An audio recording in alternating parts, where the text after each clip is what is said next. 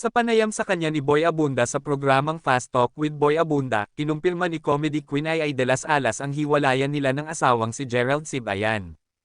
Hiwalay na kami. Last month pa. Basta hindi ko makakalimutan. October 14, nagchat siya, madaling araw sa Pilipinas. Yun nga, sinabi niya na gusto niya magkaanak at hindi na siya happy. Confused ako and shocked, and bakit ngayon? Bakit ngayong oras na to? Sana hinintay mo man lang ako makauwi sa Amerika. In fairness, wala naman talaga kaming pinag-aawayan. Actually, sa buong panahon ng pagsasama namin bilang sa daliri yung discussion nga, hindi away. So, parang nagulat ako. Sumasagot ako sa chat niya, pero nag-sync sa akin nung umaga na. Nung nagpakasal ako kay Gerald, ni-ready ko naman ang sarili ko sa ganitong magiging sitwasyon. Kasi alam ko na bata pa si Gerald. Baka magbago yung isip, pero alam mo yung, sana huwag.